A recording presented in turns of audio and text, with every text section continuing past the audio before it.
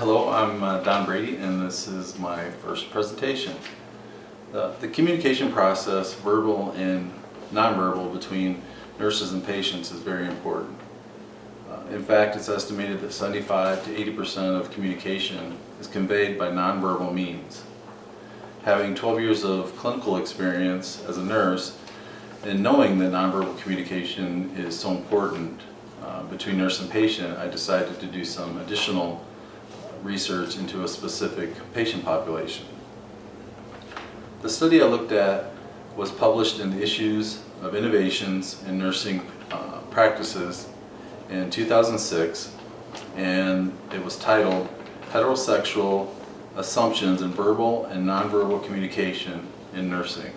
The goal of the study was to describe what lesbian women and gay men say as patients and partners about their experiences of nursing in hospital care and what they regard as important to communicate about homosexuality and nursing. The study design was a qualitative, explorative, and descriptive design was adopted using semi-structured interviews in 2004.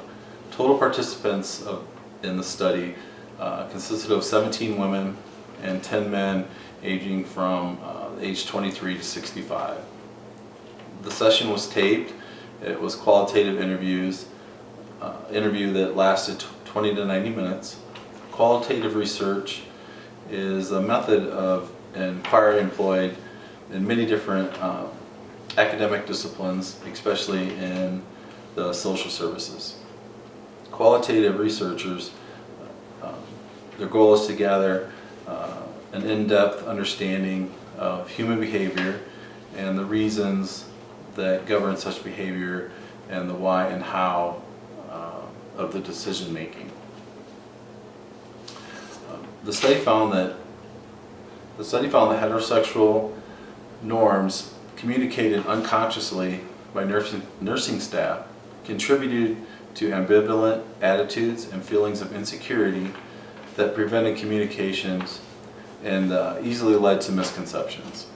Improving means of communication could make gay people more visible and therefore encourage openness and awareness by medical staff that they communicate through during their through language and behavior. The relevance of the article to interpersonal communication is that it illustrates the importance and power that nonverbal communication conveys. Excuse me. It also draws awareness to the diversity and multiple cultural influences that healthcare providers, the hospital setting. As a healthcare provider, your ultimate goal is to improve patient care, and this can be hard to do if you do not have all the information. Because as the study showed, patients become closed and decide not to share information if they feel uncomfortable. I found the article very interesting and a reminder to how important it is to be sensitive to different patient populations, and that nurses need to be open and continue to educate themselves regarding patient populations. It can be specifically within what you're seeing in your geographical area. As a nurse myself, I know that the hospital setting, clinical setting is fast-paced, and I can see that this could be can be quite challenging. I would also question the cost associated with some of these changes.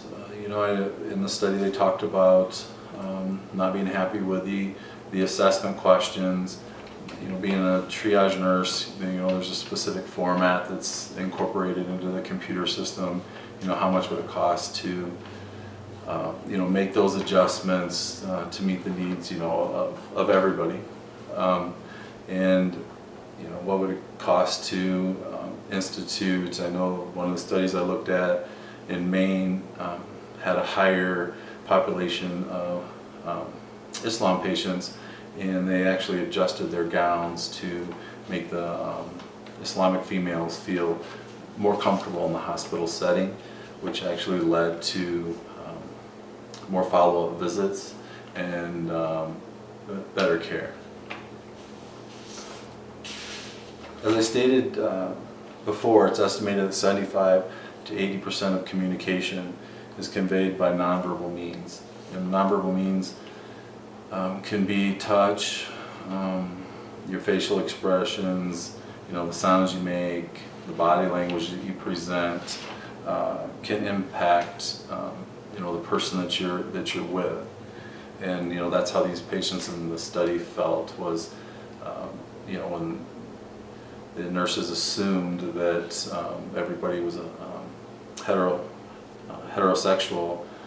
Once they picked up the sense that there was not, the nurses' body language would change. The nurses didn't know how to adjust the questions to incorporate the patient's different background, which led to these patients feeling uncomfortable presenting all the information to the nursing staff, which the ultimate goal is to, like I said, to treat these patients, and if you need all the information to be able to do this. So as you can see, if you're not aware of your nonverbal messages, as a health provider, you can impact the patient in a negative way, and that's not what, as a healthcare provider, that you're there to do. So that's it. Thank you.